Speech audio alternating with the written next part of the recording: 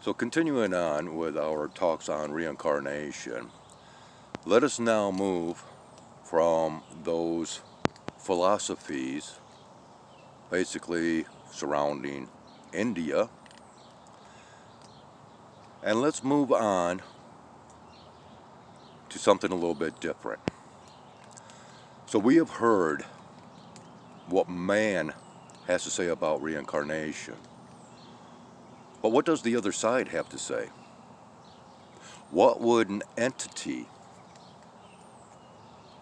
say over their viewpoints of reincarnation?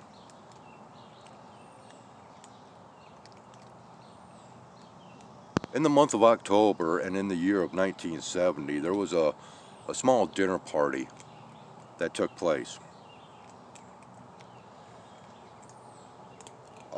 And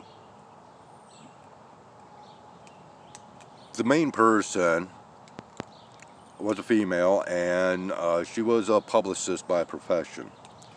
Her husband was a building contractor, and with a lot of experience in many areas of engineering. There was a lot of other professionals at this dinner party. They decided to provide a little bit of entertainment for the guests, in which some of the dinner guests participated in this little experiment that they held, while the rest remained as onlookers. Once they began this experiment, they contacted an entity. And at first, the first thing that came out was, "We are here with you tonight." Now mind you, they said "we," okay? So let's go on.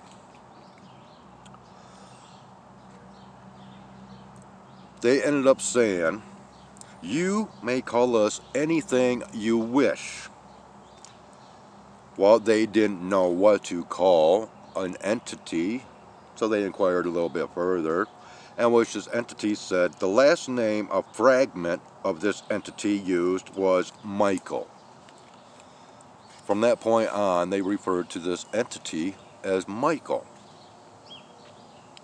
And Michael begins as such: each soul is a part of a larger body, an entity. Each entity is made up of about 1,000 souls, each of which enters the physical plane as many times as is necessary to experience all aspects of life and achieve human understanding. At the end of the cycles on the physical plane, the fragments once again reunite as we have united. We are of the mid-causal plane. The astral plane is accessible to the physical plane. We are not. We are not the path to spiritual enlightenment.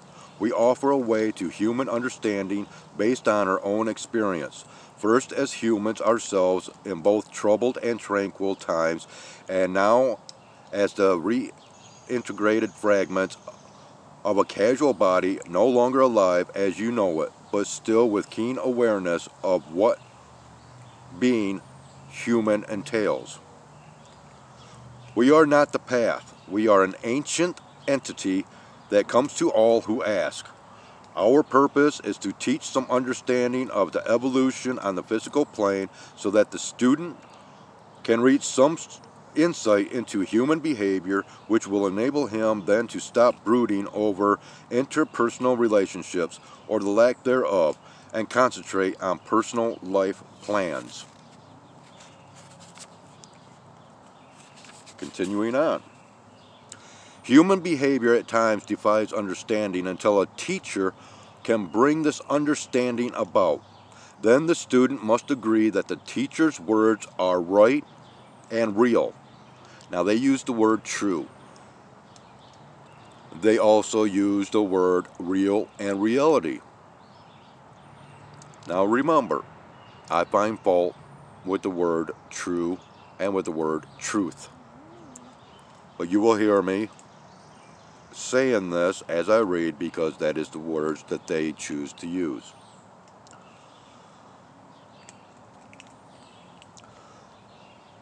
Human behavior at times defies understanding until the teacher can bring this understanding about. Then the student must agree that the teacher's words are right and true.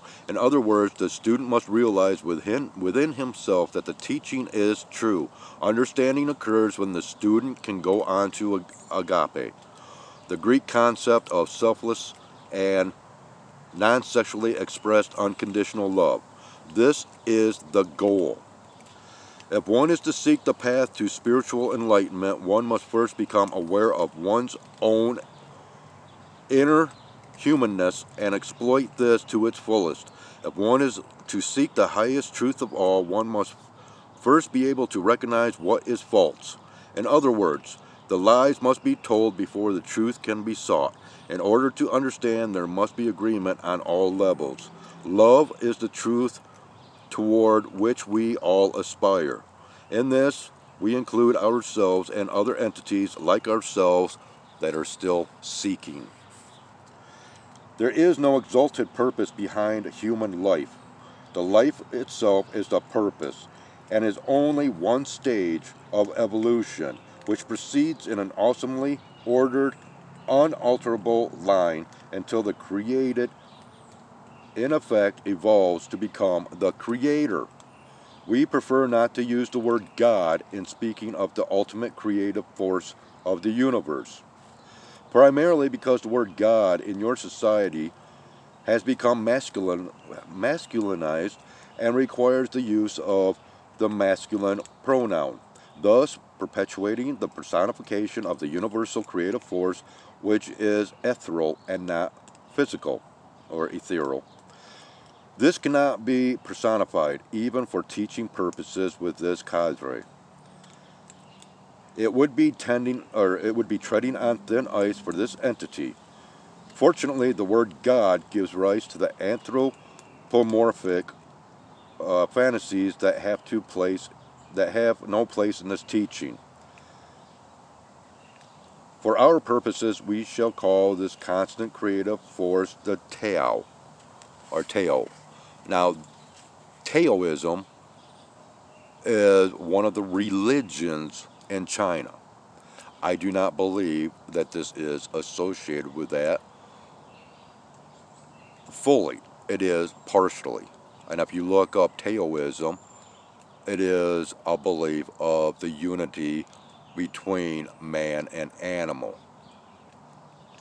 Peace among the beast and man.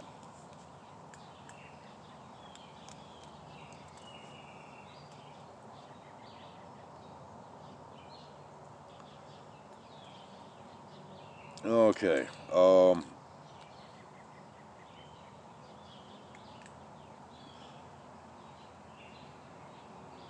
Okay, so for our purposes, we shall call this constant creative force the Tao, for it is impossible for the Western mind to construct any visual image around this word. From this Tao comes all things physical and non-physical.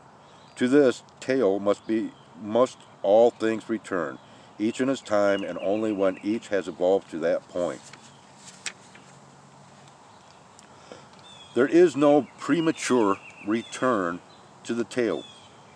Evolution is extremely slow and painstaking process, for only perfection becomes the stuff of which universes are made. We are far from that perfection, even on our own exalted plane.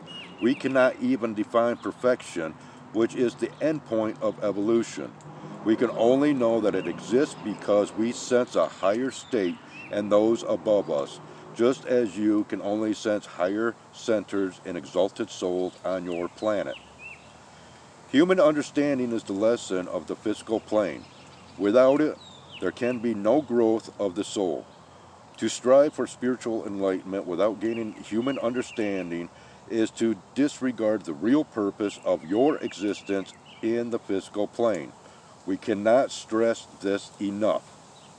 To this end, we make this teaching available to all who ask. So on that note, we shall end that reading for today. I shall continue on as there is so much more explanations into the different levels of reincarnation or soul levels and the ages of souls, because we have baby souls, we have young souls, we have old souls, many levels of the ages of souls, and you can determine whether you are an old soul, young soul, baby soul, so on and so forth.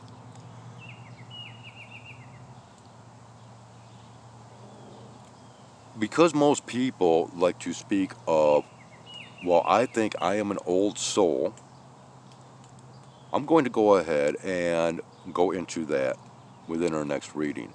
We're going to kind of skip around as far as what this entity, which is multiple entities in one. And this is also part of my long time belief that our energy is just a fragment of a larger mass energy somewhere out there. But I will go ahead and define what an old soul is, because I define myself as having a so-called old soul. And the evidences will be provided for that. And I am going to use my own life as an example, in which most of my life has already been explained on this channel. Stick with me. We'll continue on.